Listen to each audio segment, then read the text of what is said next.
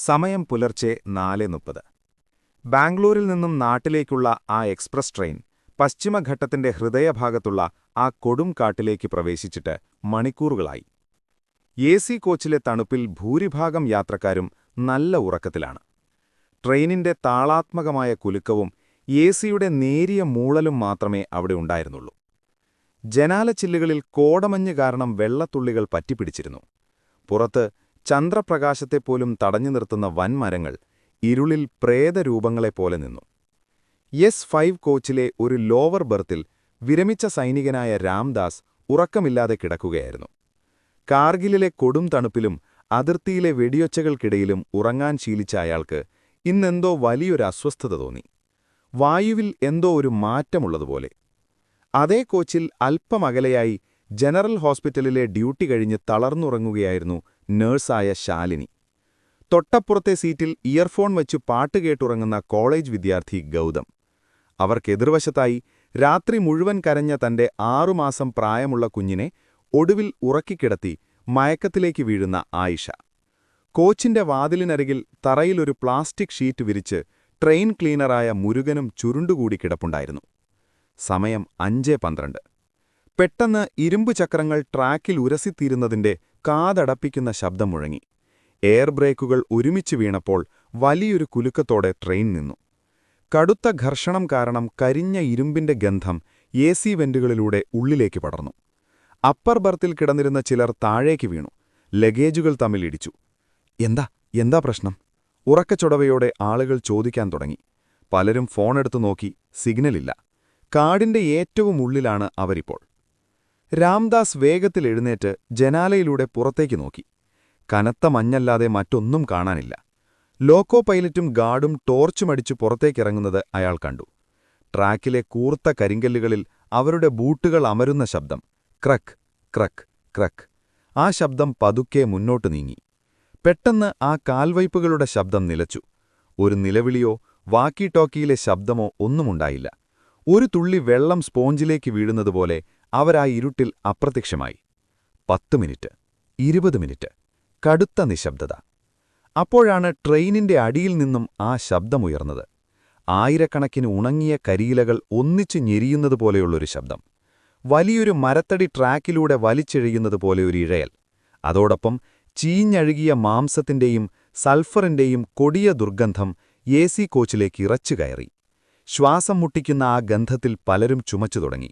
ആ കാടിന്റെ അടിത്തട്ടിൽ നിന്നും ഭൂമി തന്നെ ശ്വാസമെടുക്കുന്നതുപോലെയുള്ള ഒരു ഭയാനകമായ ഇരമ്പൽ ഉയർന്നുവന്നു. പെട്ടെന്ന് ട്രെയിനിന്റെ ജനറേറ്ററുകൾ നിലച്ചു. കോച്ചിലെ വിളക്കുകൾ ഒന്നൊന്നായി മിന്നിമറഞ്ഞു കേട്ടു. കടുത്ത അന്ധകാരം അവരെ പൊതിഞ്ഞു. അപ്പുറത്തെ C3 കോച്ചിൽ ഒരു വിൻഡോ സീറ്റിലിരുന്ന 9 വയസ്സുകാരൻ ഗ്ലാസിലെ മഞ്ഞുതുള്ളികൾ കൈകൊണ്ട് തുടച്ചുമാറ്റി പുറത്തേക്ക് നോക്കി. കൂരിരുട്ട് മാത്രം. പെട്ടെന്ന് ആ ഇരുട്ടിൽ നിന്നും തിളങ്ങുന്ന കടും ചുവന്ന നിറത്തിലുള്ള ഒരു വലിയ പന്തുപോലെയുള്ളൊരു കണ്ണ് ഗ്ലാസിനടുത്തേക്ക് വന്നു. അത് ചിമ്മുന്നുണ്ടായിരുന്നില്ല. അത് അവനെ തന്നെ തുറിച്ചു നോക്കുകയായിരുന്നു. അടുത്ത നിമിഷം ആ കട്ടിയുള്ള ഗ്ലാസ് വലിയൊരു ശബ്ദത്തോടെ അകത്തേക്ക് തകർന്നു വീണു. അതൊരു ഭീമൻ പാമ്പായിരുന്നു. കോച്ചിന്റെ പകുതിയോളം വലിപ്പമുള്ള തല, കരിഞ്ഞ മരത്തൊലി പോലെയുള്ള കട്ടിയുള്ള ശൽക്കങ്ങൾ. അതിന്റെ ഭീമാകാരമായ താടിയെല്ലുകൾ വേർപെട്ടു. വായിൽ നിന്നും കൊഴുത്ത ഉമിനീർ യാത്രക്കാരുടെ മേൽ ഇറ്റിവീണു. ജീവിയുടെ ഭാരം കോച്ചിലേക്ക് അമർന്നപ്പോൾ ട്രെയിൻ ഒരു വശത്തേക്ക് ചെറുതായി ചരിഞ്ഞു. അതാ കുട്ടിയുടെ അരികിലിരുന്ന ഒരാളുടെ തലയോടുകൂടി കടിച്ചെടുത്തു. അടുത്ത നിമിഷം എല്ലുകൾ നുറുങ്ങുന്ന കാതടപ്പിക്കുന്ന ശബ്ദത്തോടെ ആ മനുഷ്യന്റെ ശരീരം ഇരുട്ടിലേക്ക് അപ്രത്യക്ഷമായി. ചോര ചീറ്റിത്തെറിച്ച് കോച്ചിലാകെ പരന്നു. ഒരു നിമിഷത്തെ സ്തംഭനത്തിനു ശേഷം ട്രെയിനിൽ കൂട്ടക്കരച്ചിൽ മുഴങ്ങി. ജീവൻ രക്ഷിക്കാനായി ആളുകൾ പരക്കം പാഞ്ഞു. വാതിലുകൾക്കടുത്തേക്ക് അവർ പരസ്പരം ചവിട്ടി മെതിച്ചോടി. കുട്ടികൾ നിലത്ത് വീണ് ആളുകളുടെ കാലുകൾക്കടിയിൽപ്പെട്ടു. അപ്പോഴാണ് ഏറ്റവും ഭയാനകമായ ആ സത്യം അവർ തിരിച്ചറിഞ്ഞത്. പുറത്തൊന്നല്ല ഉള്ളത്. ജനാലകൾ ഒന്നൊന്നായി തകർന്നു വീഴാൻ തുടങ്ങി. കാടിന്റെ ഇരുട്ടിൽ നിന്നും അനേകം ഭീകരരൂപങ്ങൾ കോച്ചുകളിലേക്ക് ഇറച്ചു കയറി. ഇരുമ്പ് റൂഫിലൂടെ അവ ഇഴഞ്ഞു നീൾകുമ്പോൾ ഭാരം താങ്ങാനാവാതെ കോച്ചിന്റെ മേൽക്കൈ ഉള്ളിലേക്ക് വളഞ്ഞു. വായുവിൽ മാംസം പറഞ്ഞുപോകുന്ന ശബ്ദങ്ങളും പാതിവഴിയിൽ നിലച്ചുപോകുന്ന നിലവിളികളും മാത്രം. ചോര തളം കെട്ടിയ ഫ്ലോറിലൂടെ തെന്നിവീണവരെ ഇരുട്ടിൽ നിന്നും നീണ്ടുവന്ന വലിയ വായകൾ കടിച്ചുകീറി. ആ ട്രെയിൻ ഒരു ഇരുണ്ട അറുവശാലയായി മാറുകയായിരുന്നു. ഈ തിക്കിലും തിരക്കിലും S5 കോച്ചിൽ ആ 5 പേർ മാത്രം ഒരുമിച്ചുകൂടി. രാംദാസ്, ശാലിനി, ഗൗതം, ആയിഷ, മുരുകൻ. ഇവിടെ നിറങ്ങിയാൽ നമ്മൾ തീർന്നു, ഗൗതം വിറയ്ക്കുന്ന ശബ്ദത്തിൽ പറഞ്ഞു. ഇവിടെ നിന്നാലും തീർന്നു, രാംദാസ് ഉറച്ച ശബ്ദത്തിൽ മറുപടി പറഞ്ഞു. നമുക്ക് പുറത്തിറങ്ങണം. ഇവിടുന്നൊരു 300 മീറ്റർ അപ്പുറത്തായി ബ്രിട്ടീഷുകാരുടെ കാലത്ത് പണിത ഒരു പഴയ ടണലുണ്ട്. കരിങ്കല്ലുകൊണ്ടുണ്ടാക്കിയതാ. അതിനുള്ളിൽ കയറിയാൽ ചിലപ്പോൾ രക്ഷപ്പെടാം, മുരുകൻ വിറയലോടെ പറഞ്ഞു. മെയിൻ ഡോറിലൂടെ ഇറങ്ങുന്നത് ആത്മഹത്യയാണെന്ന് രാംദാസിന് അറിയാമായിരുന്നു. തകർന്ന എമർജൻസി വിൻഡോയിലൂടെ അവർ ഇരുട്ടിലേക്ക് ചാടി. കൂർത്ത കരിങ്കല്ലുകൾ കാൽമുട്ടുകൾ മുറിച്ചു. ഗ്രീസും ചെളിയും നിറഞ്ഞ ട്രെയിനിനടിയിലൂടെ അവർ ഇഴഞ്ഞു നീങ്ങി. മുകളിൽ കോച്ചുകൾക്കുള്ളിൽ ആളുകളുടെ ശരീരങ്ങൾ തകർന്നടിയുന്ന ശബ്ദം വ്യക്തമായി കേൾക്കാമായിരുന്നു. ചോര ഇറ്റുവീഴുന്ന പാളികളിലൂടെ അവർ നിരങ്ങി നീങ്ങി. പെട്ടെന്ന് ആയിഷയുടെ കുഞ്ഞ് പേടിച്ച് കരയാൻ തുടങ്ങി. ശാലിനി തന്റെ ചോര പുരണ്ട കൈകൊണ്ട് ആ കുഞ്ഞിന്റെ മുഖം ശക്തിയായി പൊത്തിപ്പിടിച്ചു. ശ്വാസം മുട്ടുമോ എന്ന് ഭയന്നിട്ടും അവൾ ആ കൈ മാറ്റിയില്ല. ട്രെയിനിന്റെ ചക്രങ്ങൾക്കിടയിലൂടെ വിടർന്ന ചുവന്ന കണ്ണുകളുള്ള ഒരു ഭീമൻ തല താഴേക്കെത്തി നോക്കി. അതിന് പിളർന്ന നാവ് ശാലിനിയുടെ മുഖത്തിന് തൊട്ടടുത്ത് വരെ നീണ്ടുവന്നു. അവൾ കണ്ണുകളടച്ച് ശ്വാസം അടക്കിപ്പിടിച്ചു. ഒരു നിമിഷത്തിനു ശേഷം ആ തല മുകളിലേക്ക് തന്നെ പിൻവലിച്ചു. ട്രെയിനിനടിയിൽ നിന്നും പുറത്തേക്കിറങ്ങി അവർ ടണൽ ലക്ഷ്യമാക്കി ഓടാൻ തുടങ്ങി. പെട്ടെന്ന് ട്രാക്കിന് സമീപത്തെ കുറ്റിക്കാടുകൾ വകഞ്ഞുമാറ്റി ഭാരം കൂടിയ എന്തോ ഒന്ന് അവരുടെ അടുത്തേക്ക് കുതിച്ചുവന്നു. പരിഭ്രാന്തിയിൽ ഗൗതം ട്രാക്കിലെ കല്ലിൽ തട്ടി നിലത്തു വീണു. അറുത്തുമാറ്റപ്പെട്ട ആരുടെയോ ഒരു കൈയിലായിരുന്നു അവൻ ചവിട്ടിയത്. ഇരുട്ടിൽ നിന്നും ആ ഭീമൻ പാമ്പ് അവന് നേരെ വായ പിളർന്ന് പാഞ്ഞെടുത്തു. ഗൗതമിന്റെ മുഖത്തേക്ക് അതിന്റെ ശ്വാസത്തിന്റെ കൊടിയ ദുർഗന്ധമടിച്ചു. അവസാന നിമിഷം രാംദാസ് തന്റെ സർവ്വശക്തിയുമെടുത്ത് അവനെ ഷേർട്ടിൽ പിടിച്ചൊറ്റ വലി വലിച്ചു.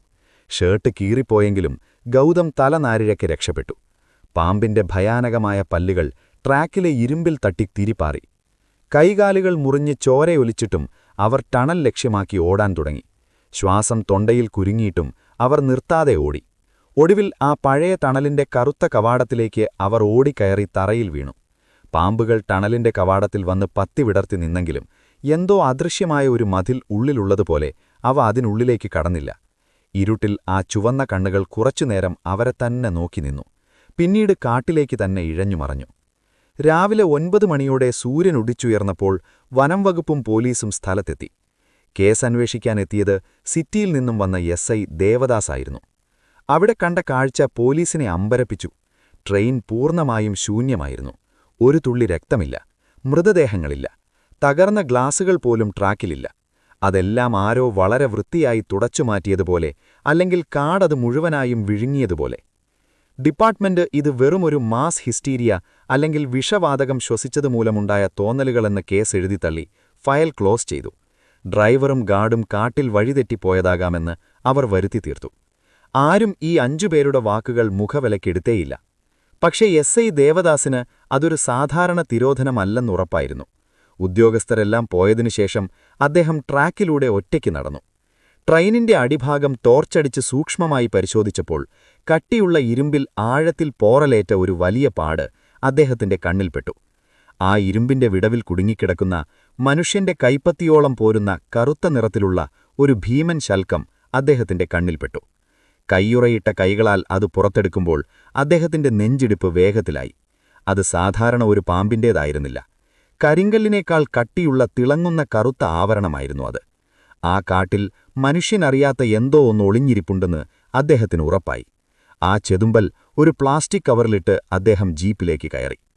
ആ കൊടുങ്കാട് ഇന്നും അവിടെ തന്നെയുണ്ട്. ഇന്നും മുരുകൻ നടക്കുന്നത് മുടന്തിയാണ്.